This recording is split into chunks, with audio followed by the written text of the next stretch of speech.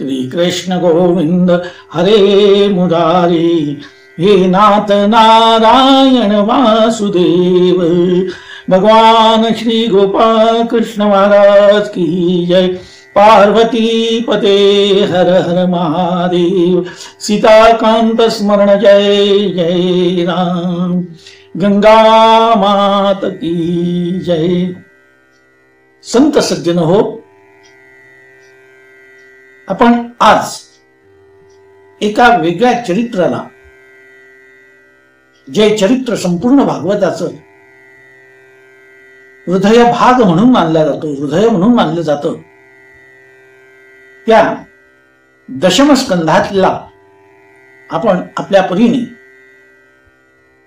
ते चरित्रामृत प्राशन करण्याचा प्रयत्न करणार आहोत।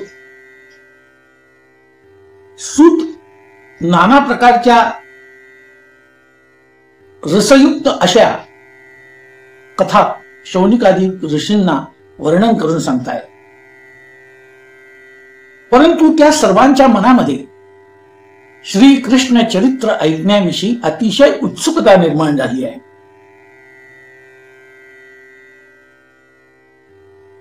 आणि ती उत्सुकता सुतांना माहिती आहे। अशीच उत्सुकता महाराजा परीक्षितांच्या मनातही निर्माण झाली होती। त्यामुळे शुकदेवांनी त्यांना हे श्रीकृष्ण चरित्र सांगायला सुरुवात केली। आज अत्यंत प्रसन्न असं वातावरण या नैमिषारण्यात होतं। प्रत्येक श्रोत्याचं अंतःकरण एक त्यांच्या अंतःकरणामध्ये दिव्यतेची उत्सुकता निर्माण झालेली होती। त्यांचं अंतःकरण अत्यंत प्रेमाने भरून गेलं होतं। आणि जसं एखादा कोणी आवडता किंवा आपला प्रिय व्यक्ती पाहुणा म्हणून येणार असेल, तर तेव्हा एक अनामिक स्वर आपल्या कानामध्ये घुमतात आणि आपण त्याची वाट पाहत असतो।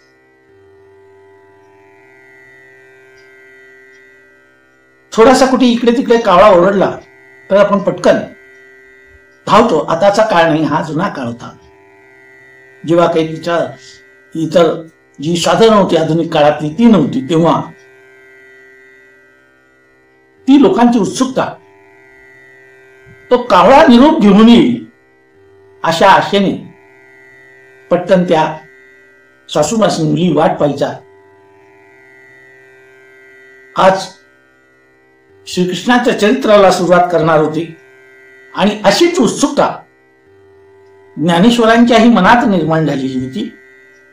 त्यांनाही असं वाटायचं की कधी ते कधी हा पांडुरंग मला भेटायला येईल, कधी भेटेल। आणि त्या निरनिराळ्या शकुनाच्या माध्यमातून त्या भगवंताची ती वाट पाहत होते। पहिलं तो गे काऊ को कटाहे, शकून गे माये सांगता है। पहिलं तो गे काऊ को कटाहे, शकून गे माये सांगता है। उड़ रे काऊ, उड़ रे काऊ, तुझे सोन्यान मडवीन पाऊ। उड़ रे काऊ, उड़ रे काऊ, उड़ रे काऊ, उड़ रे काऊ, तुझे सोन्याने मडवीन पाऊ, तुझे सोन्याने मडवीन पाऊ। कावळ्या उडून जा आणि तू मला प्रिय असणारा असा काही तुझ्याकडून मला काही शकुन समजेल, तेव्हा मी तुझ्या पायामध्ये सोन्याचे पैंजण घालीन। असा कावळा क्षुद्रपक्षी गणला जातो, परंतु जेव्हा पाहुणा येणार, प्रियवती येणार, तर याचीच वाट पाहतात, कावळ्याचीच वाट पाहतात। तुझे सोन्यान मडवीन पाहू, पाहुणे पंढरी राहू, जरा काही येती। उड़ रे काऊ, उड़ रे काऊ, उड रे काऊ, उड रे काऊ. दही भाताची उंडी लावीन तुझे तोंडी, दही भाताची उंडी लावीन तुझे तोंडी. जीवा पडिये त्याची गोडी सांगे वेगी, जीवा पडिये त्याची गोडी सांगे वेगी. उड रे काऊ, उड रे काऊ, उड रे काऊ, उड रे काऊ. ज्ञानेश्वर माऊली या विरहिणीमध्ये सांगतायत की कावळ्या उड. पहा कसा शब्दाचा काही वेळ शब्दाच्या वापराचाही भ्रम होतो. जो शब्द वापरायला पाहिजे तो न वापरता दुसराच, इथे प्रेमाचा अतिरेक आहे. दही भाताची उंडी लावीन तुझे तोंडी. कावळ्याला कुठे तोंड असतं? कावळ्याला तोंड नसतं. कावळ्याचं जे असेल ते चोच असते, चोच आहे. पण प्रेमाचा अतिरेक झाला त्यामुळे कावळ्याचंही तो चोचीच्या जागी चोच न दिसता मुख दिसायला लागलं, तोंड दिसायला लागलं. आणि म्हणून दही भाताची उंडी असा घास केला जातो आणि लहान मुलाला तो घास भरवला जातो. आपल्या हातात तो कवळ घेऊन त्या मुलाच्या मुखामध्ये दध्योदन बक्षी, दधी आणि उदान दही भाताचा. ज्ञानेश्वर माऊली इथे म्हणते दही भाताची उंडी लावीन तुझे तोंडी, जीवा पडी त्याची गोडी सांगे. मला अत्यंत आवडतं काय पाहून पंढरी राहू, अत्यंत जीवीचा जीवलग आहे. मला त्याची गोडी आहे सांग रे कधी येते. दुधे भरुनी वाटी लावीन तुझे ओठी, दुधे भरुनी वाटी लावीन तुझे ओठी. सत्य सांगे गोठी विठो येईल काही, सत्य सांगे गोठी विठो येईल काही. उड रे काऊ, उड रे काऊ, उड रे काऊ, उड रे काऊ. पुन्हा तेच दुधे भरुनी वाटी लावीन तुझे ओठी. कावळ्याला ओठ असतात? कावळ्याला ओठ नसतात, चोच असते.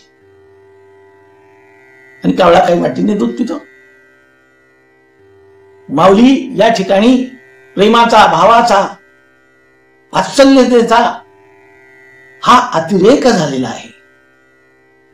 सद्य हृद्य वरद्य दैत्र कृतिभिः शुश्रूही दक्षिणात.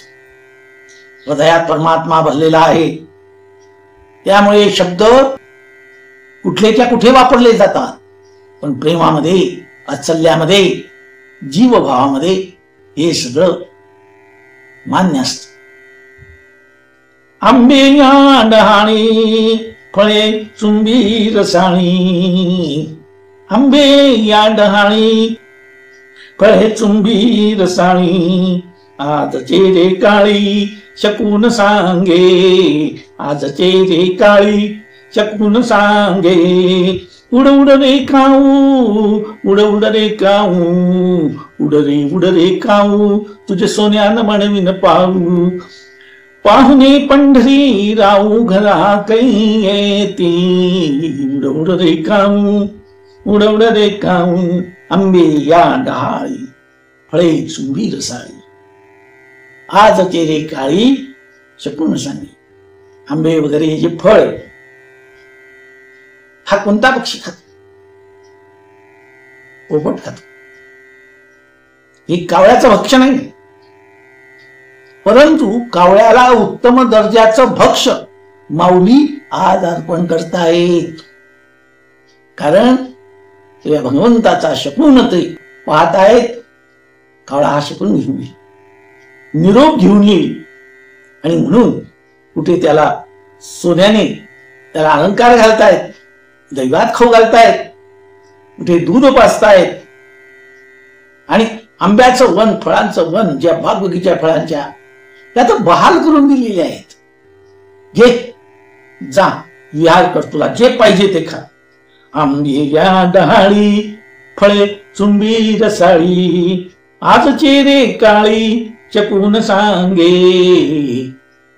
उडरे काऊ, उडरे काऊ, ज्ञानदेव म्हणे जाणी जे खुने, ज्ञानदेव म्हणे जाणी जे खुने, भेटती पंढरी राणे शकून सांगे. भेटती पंढरी राणे शकून सांगे. उडरे काऊ, उडरे काऊ, तुझे सोन्याने मळवीन पाऊ, तुझे सोन्यानं मळवीन पाऊ. या ज्या खुणा आहेत प्रेमाच्या, अवस्थेच्या खुणा, भक्तीच्या खुणा, प्रेमाच्या खुणा जाणून घ्या. आपण कुठली गोष्ट कुठेतरी अशी सिंबॉलिक पाहतो आणि मग पुढे प्रवास करतो. प्रवासाला निघालो, काही ठिकाणी आपण जातो, आपल्याला माहिती नसतं. चौक असतात, काही चौकावर काही दुकानं असतात की आपल्याला पोचायचं असेल तर त्याच्या आधाराने, त्या खुण्याच्या आधाराने जातात. डावीकडून जा, उजवीकडून जा, इथे असा हे मोठा मॉल लागेल, असं दुकान लागेल ते. आणि आपण जे पहिल्यांदा आपल्याला स्थान पाहिजे ते आपल्या डोळ्यासमोर नसतं, तर ती जी खूण सांगितलेली असते, हे जे काही दुकानाची पाठीमागे दुकानाचं नाव म्हणा, चौकाचं नाव म्हणा, हे आपण पाहतो आणि त्या खुणेच्या आधारे आपण प्रवास करीतो. तसे या प्रेमाच्या खुणा आहेत. या प्रेमाच्या खुणा ज्ञानदेव म्हणे जाणीचे खुणे, जाणीचे खुणे.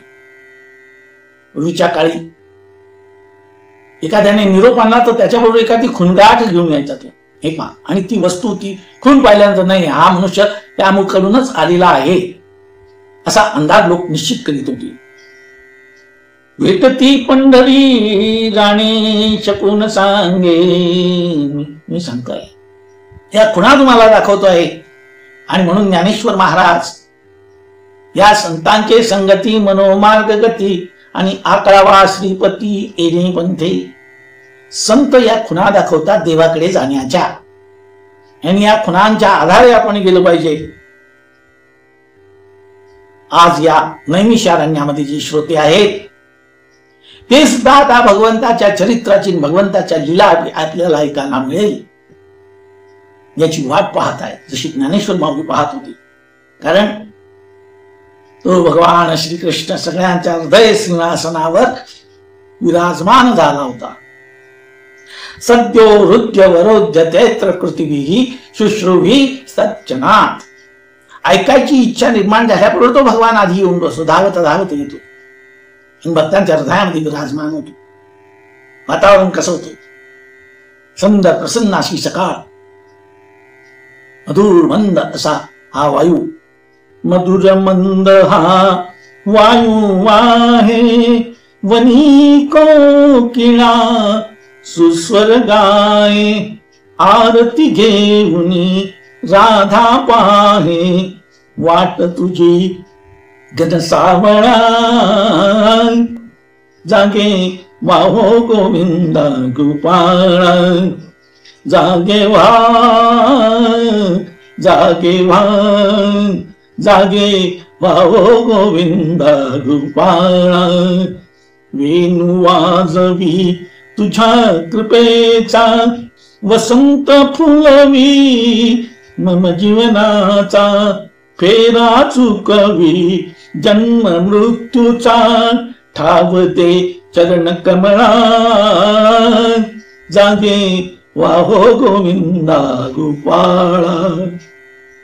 जागे व्हा, जागे व्हा, जागे वाहो गोविंदा गोपाळ.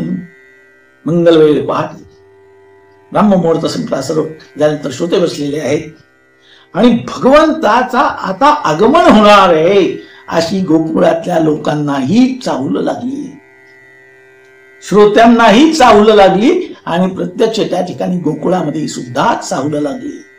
येणार येणार भगवान असं असतं. तुम्ही अनुभव घ्या.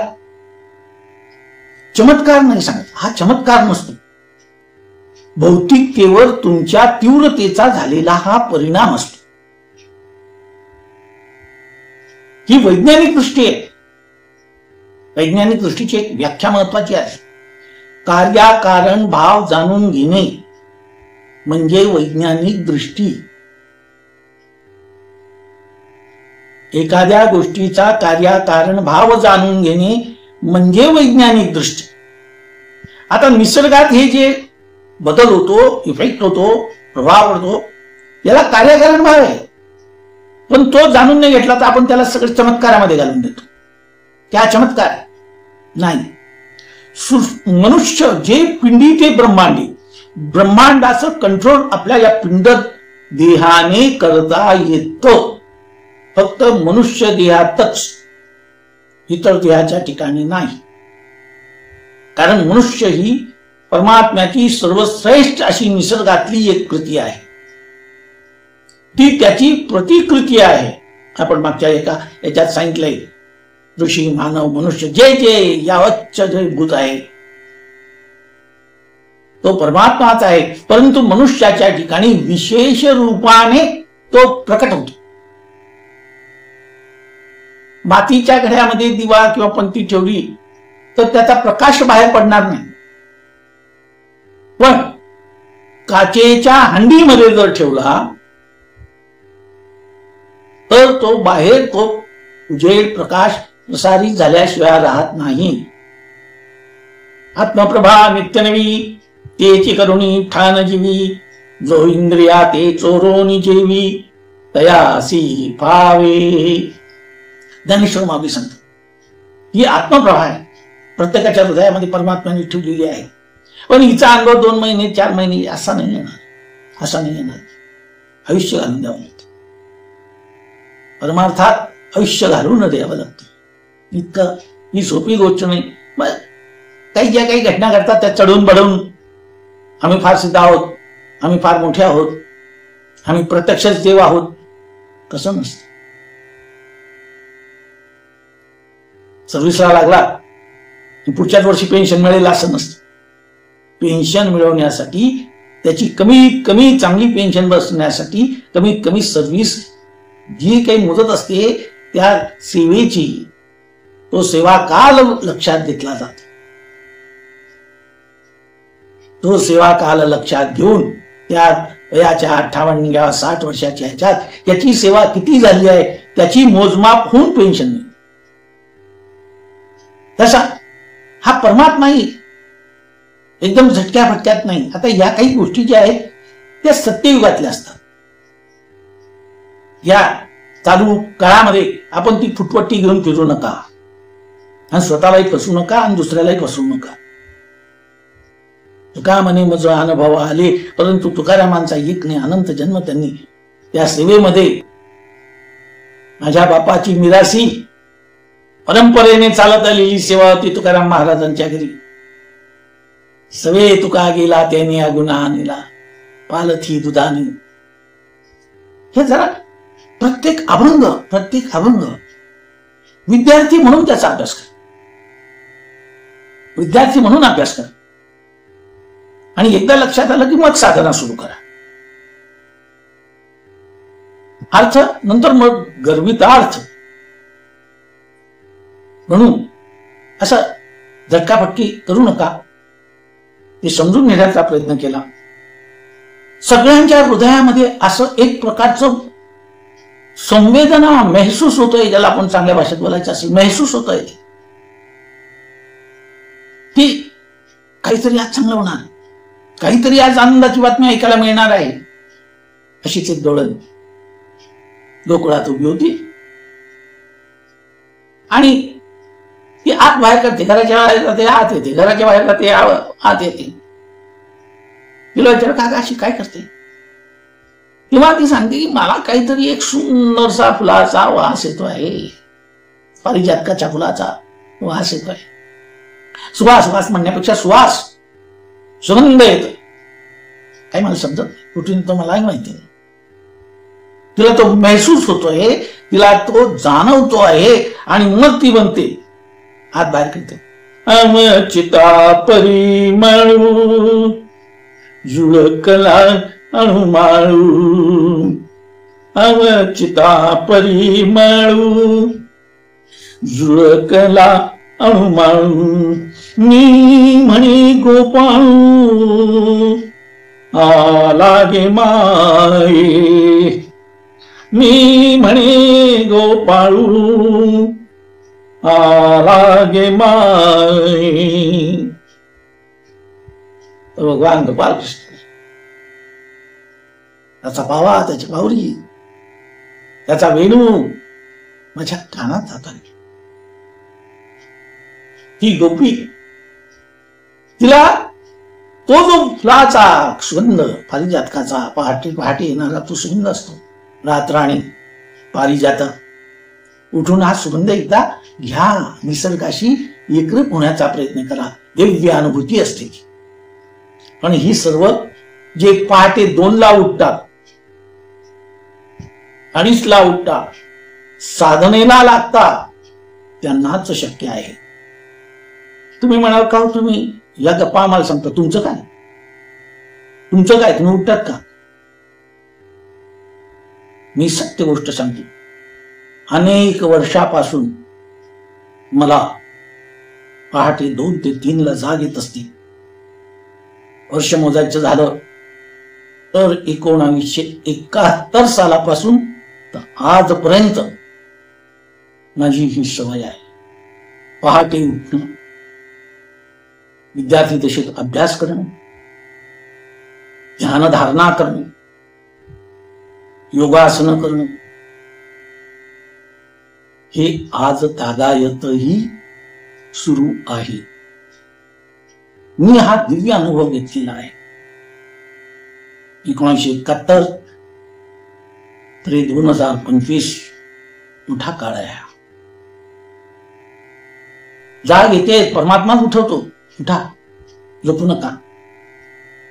पहिला प्रहर सब कोई जागे, दूसरा प्रहर भोगी, तीसरा प्रहर तस्कर जागे, चौथा प्रहर योगी. 6 ते 9 संध्याकाळचे जवळजवळ सर्व जागे असतात. 9 ते 12 भोगी आणि रोगी हे जागे असतात. 12 ते 3 चोर जागे असतात, त्यांना चोऱ्या करायला तो मुहूर्त असतो. आणि पहाटे 3 हे सकाळचे 6 इथपर्यंत योगी त्याच्या साधना करीत असतो. योगी कधी झोपलेला दिसणार नाही. पशु पक्षी पंच तुम्ही अजून अनुभव घ्या. पहाटे 4, 4:30 झाले ना, पोपटांचा आवाज येतो बरोबर. आता सध्या येतोय. पोपट बरोबर त्यांचा तो कलरव करतात. स्वामी महाराज ज्या भक्तांना काही प्रश्नांची उत्तरं हवी असली, तो त्यांचा उत्तर देण्याचा पूर्ण अवधूत ज्ञानावतार ज्याला आपण म्हणतो, त्या ज्ञानावताराच्या सारखा ते पहाटे 2 ते 4, 4:30 पर्यंत उत्तर देत असत. जे जागे होत त्यांना त्यांचं दिव्य स्वरूप, त्यांची उत्तरं त्याच वेळेस मिळत असत. 4:30 नंतर मात्र त्यांची दिनचर्या आणि त्यांची स्वतःची चर्या ही बदलून जात असे. कारण तो व्यवहारिक जगताचा वेळ सुरू होत होता. म्हणून हे अनुभव घ्या.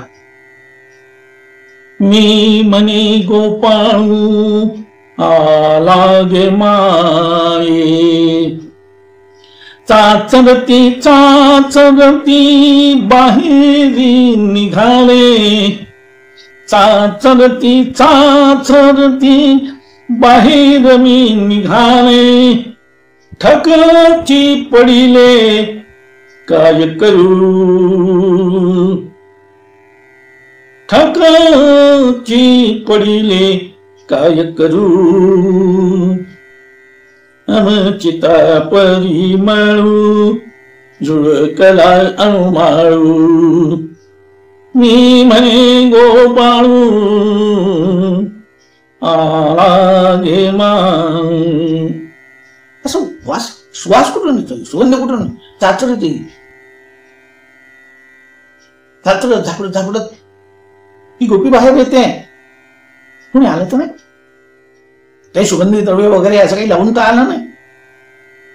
बाहेर राहते, बाहेर कोणी दिसत नाही, कोणी दिसत नाही.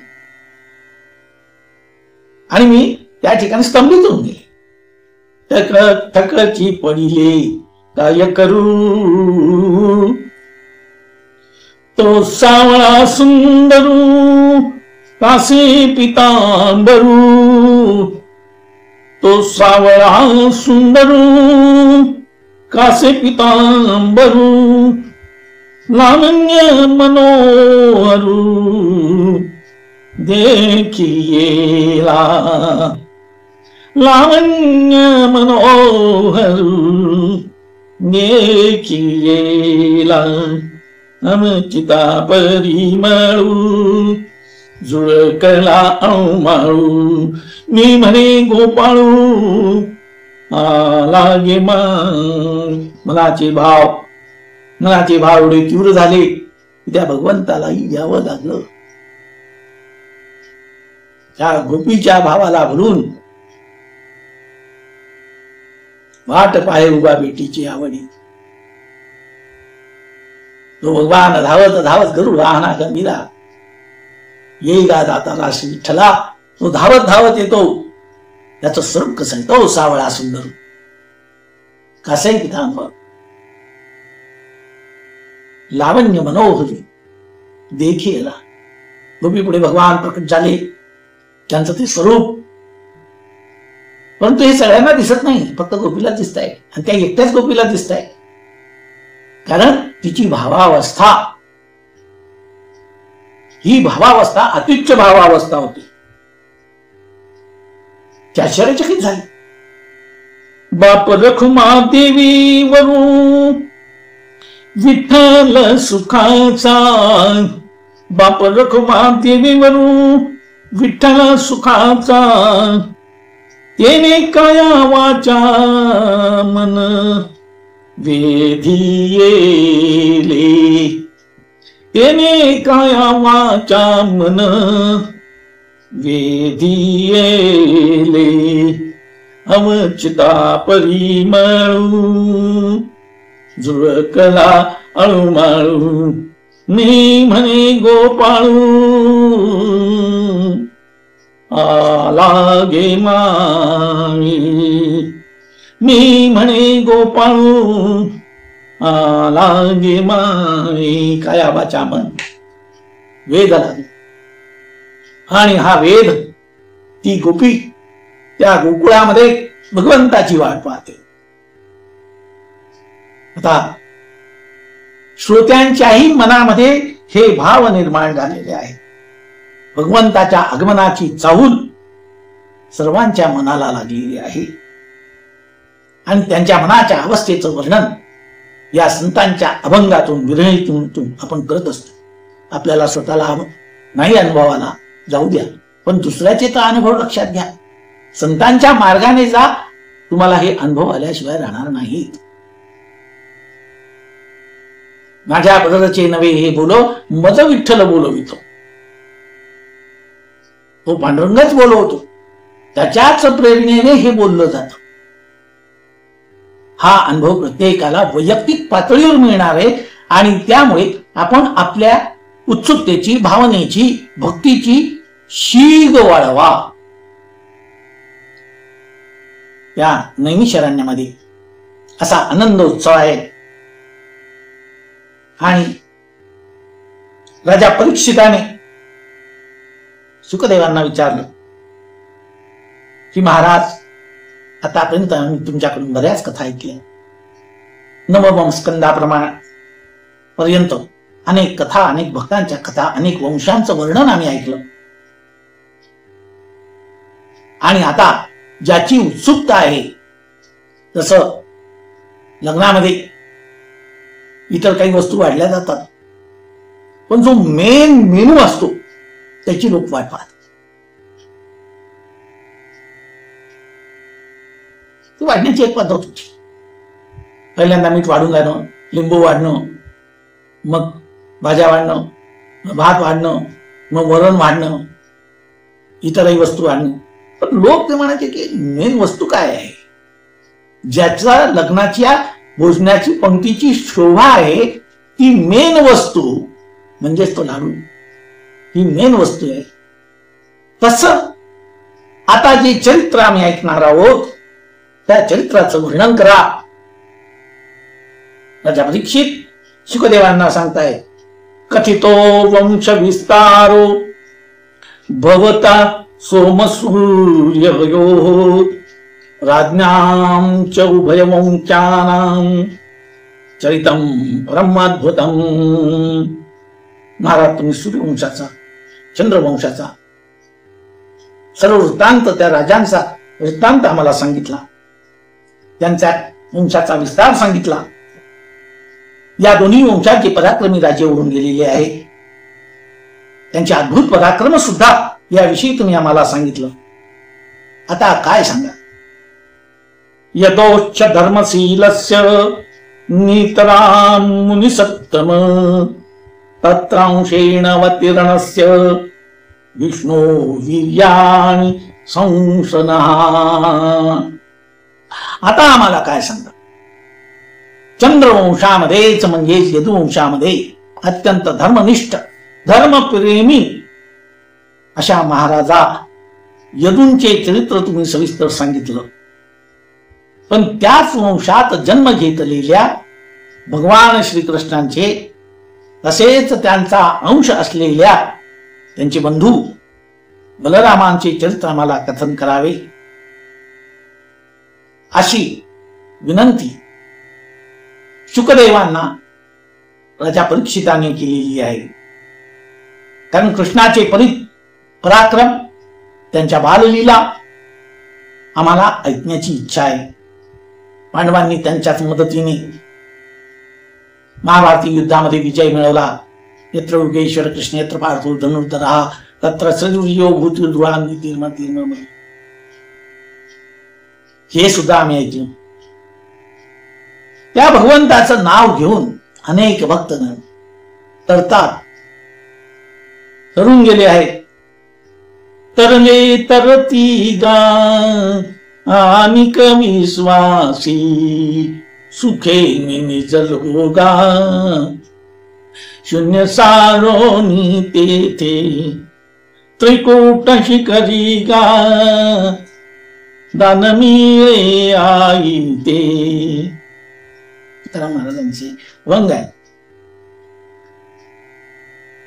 आता एक लक्षात घ्या, अवतीर्य यदोर्वंशे भगवान भूत भावना कृतवानी यानी विश्वात्मा तानी नोवद विस्तरान.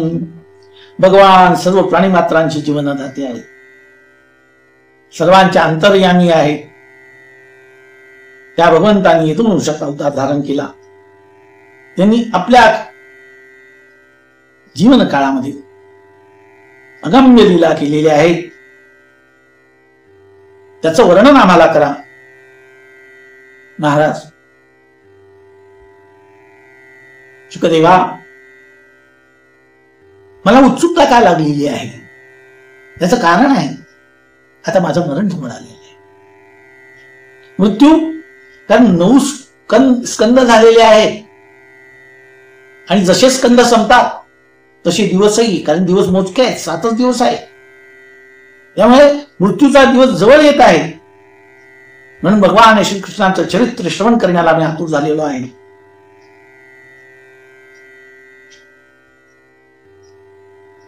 ते वर्णन आम्हाला हे करा. कारण भगवंताचं चरित्राचं लीला गायन करणं हेच या भवरोगावर खरे औषध आहे. भगवंताच्या चरित्र कान आणि मनाला पवित्र करणारे आहेत. जे निष्काम भक्त आहेत ते सतत भगवंताच्या सगुण चरित्रे परम पवित्र सादर वर्णावी. ते अत्यंत आदर भावनेने आदरयुक्त होऊन ते वर्णन करतात. ज्यांना वर्णन करता येणं शक्य नाही ते श्रवण करतात. हे मुखे तुझे गाईन गुण नाम तेची मज प्रेम देई देवा, तेची मज प्रेम देई देवा. तुका म्हणे माझा सकळ देह भाव अनेक नको ठाव चिंतुयासी, अनेक नको ठाव चिंतुयासी. डोळा भरोनिया पाहिन तुझे रूप, त्याची सुख मज सुख देई देवा, त्याची मज सुख देई देवा. शुकदेवांनी सुद्धा राजा परीक्षिताची तळमळ ओळखली, त्यांची अंतःकरणातली भक्ती आणि भगवंताची चरित्र श्रवण करण्याची जी तळमळ होती ती पहिली. धन्य धन्य आहेस राजा परीक्षिता, हे एकमेव उदाहरण आहे. समोर मृत्यू दिसतो आहे, परंतु मृत्यूकडे लक्ष नाही, संसाराकडे लक्ष नाही, राज्याकडे लक्ष नाही, देहाकडे लक्ष नाही, क्षुधा पिपासा यांच्याकडे लक्ष नाही. लक्ष आहे फक्त चरण कमलाचा मी भ्रमर. या भगवंताच्या चरण कमलावर भ्रमर होऊन तू सारखा लक्ष देते. मी एक लक्षात घे, तुझी जशी तळमळ आहे तशी मला ते चरित्र वर्णन करण्याची उत्सुकता सुद्धा आहे. मला कधी कंटाळा येत नाही, मला नाही कंटाळा येत. भगवंताचं चरित्र वर्णन करायला मला कंटाळा येत नाही. परीक्षिता, भगवान श्रीकृष्णाचा अवतार होण्यापूर्वी भूमीला दुष्ट राजांचा भार झाला होता. हे जे दैत्य होते, हे दैत्य मानवी राजांच्या रूपाने त्यांनी जन्म घेतला होता आणि ते दुराचारी झालेले होते. ते दुराचारी झालेले होते.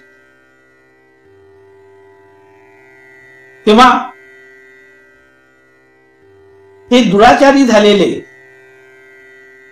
या दुराचारापासून या पृथ्वीची मुक्तता व्हावी अशी सर्व वाट पाहत होते. परीक्षित सांगतायत, भगवंताने ज्या लीला केलेल्या आहेत त्या सर्व आम्हाला सांगा. व्रजे वसंतीं करोतु मधुपूर्या च केशवा, रातनं चावदित्तं सं मातुरद्धात दारणम्. भगवंताने गोकुळात कोणत्या लीला केल्या, मथुरेत कोणत्या लीला केल्या, कंसाला कसं मारलं. वास्तविक कंस हा त्यांचा मामा होता, भगवंताचा नात्याने मामा होता. आणि मामा असून सुद्धा त्यांनी ठार केलं. त्यांनी असं काय केलं, मा म्हणजे आई, पण या मामाचं स्थान आईपेक्षाही जास्त वर्णन केलेलं आहे. मा हा एकच अक्षरी शब्द आहे, पण माला दोन मा लागलेले आहेत. मा आणि मा म्हणजे मामा हा जास्त प्रेमळ आहे. मातेचं प्रेम आणि वात्सल्य पुढे सरकतं आणि स्वतःच त्याच्यामध्ये पुन्हा इन्क्लूड केलं जातं, मिसळलं जातं, तो म्हणजे मामा. आता ऐकिने हा विषय आपण येणार नाही, पण त्याचे मूळ जे शब्द आहेत ते मूळ शब्द नीट लक्षात घ्या. मा मा म्हणजे ज्याच्यामध्ये मातेचं द्विगुणित प्रेम आहे तो मामा. दोनदा उच्चार करणार होतो.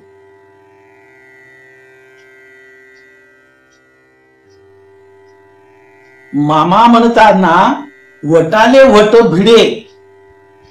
बहिणाबाई काय सांगताय जरा लक्षात नाही.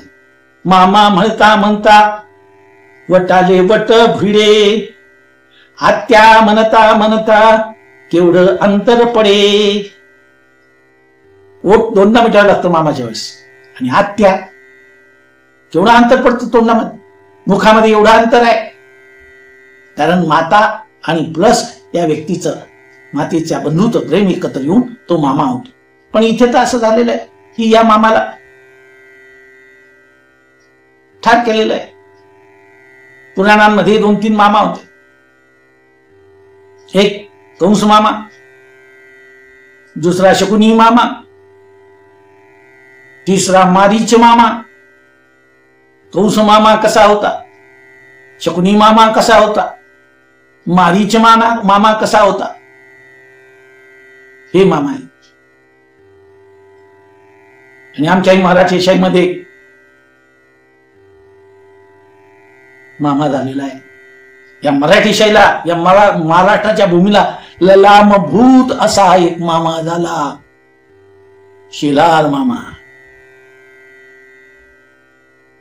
गड आला पण सिंह गेला, एवढा पराक्रम या वयस्कर अतिवृद्ध मामाने तिथे गाजवला.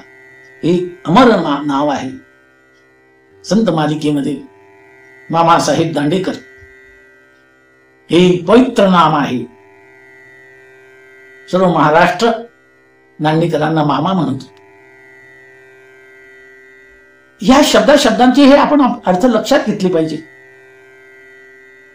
आणि हे विचारताय भगवंतांनी गोकुळात आणि मथुरेमध्ये कोणत्या लीला केल्या, कंसाला कसं ठार केलं, भगवंतांनी देह धारण केला, द्वारकेमध्ये किती वर्ष ते राहिले, गोकुळात, वृंदावनात, मथुरेत किती वर्ष राहिले, किती वर्ष निवास केला, त्यांना किती पत्न्या होत्या वगैरे अशा प्रकारचे प्रश्न या राजा परीक्षितांनी शुकदेवांना विचारलेलं आहे.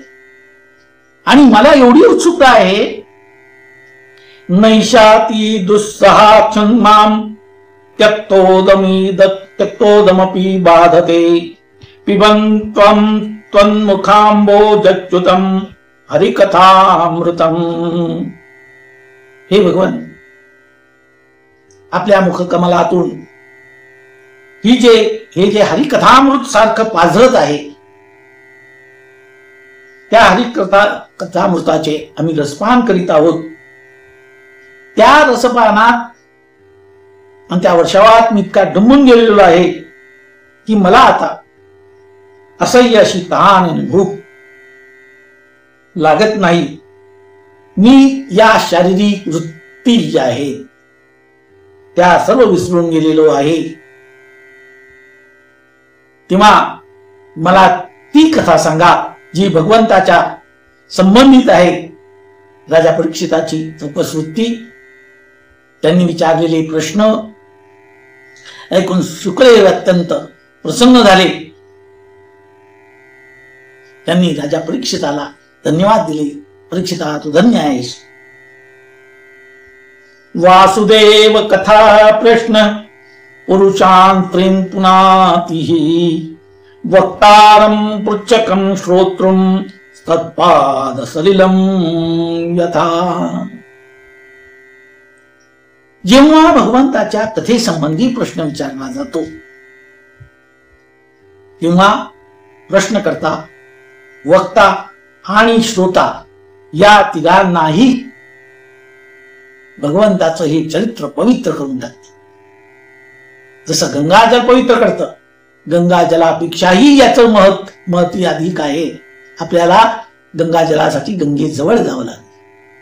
पण हे हरिचरित्रामृत जिथे जिथे भागवत कथा कथन केली जाते तिथेही सकल लोक जग पावनी गंगा, पूछो तुम हरि कथा प्रसंगा, सकल लोक जग पावनी गंगा. ही जगताला पावन करणारी गंगा श्रोता, वक्ता आणि प्रश्नकर्ता या तिघांनाही पवित्र करते. म्हणून एक लक्षात ठेवलं पाहिजे, आपण जर प्रश्नकर्ते असू तर आपणही या मर्यादा पाळल्या पाहिजे. कथेत विक्षेप होणार नाही याची काळजी घेतली पाहिजे. वक्त्याची परीक्षा घेण्यासाठी प्रश्न विचारू नका. येथील प्रमाण नेनवे वेदासी ते जीव जंतुसी केवी कळे, म्हणजे एकाजवळ सर्व उत्तर आहे असं समजू नका. असं समजू नका. कारण तेथील प्रमाण नेनवे वेदासी, जे वेदांनाही कळलं नाही, वेदांनाही नाही कळला अंतपार याचा कानडा राजा पंढरीचा. मग त्याची परीक्षा घेण्यासाठी करू नका.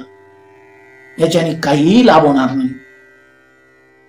उलट तुम्ही जर कुठे कथेमध्ये विक्षेप आणला, अनादर केला, तर ही गोष्ट जन्मभर तुम्हाला त्याची रुखरुख अंतःकरणात राहील आणि ही सतत सलत राहील. म्हणून हरिभक्ती हृदयात निर्माण करा. बोलिले लेकुरे वेडी वाकुडी उत्तरे. कोणीही असा दावा करीत नाही, संत मंडळी तर अजिबात करीत नाही. तुकाराम महाराज म्हणतात, बोलिले लेकुरे वेडी वाकुडी उत्तरे, करा क्षमा अपराध महाराज निषिद्ध, नाही विचारीला अधिकार मी आपला. का म्हणे ज्ञानेश्वर राखा पायापैकी करा, आम्ही तुमच्या चरणांचे दास आहोत.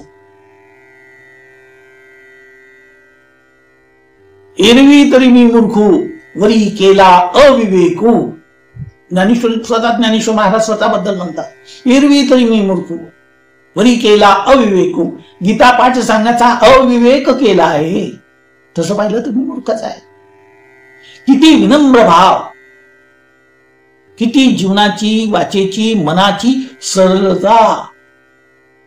रामचरित्र म्हणजे सरळ जीवन पॉलिसी. आणि ही पॉलिसी सगळ्यांनी घ्या. सरळ जीवन पॉलिसी म्हणजे रामकथा, परमात्म्याची कथा.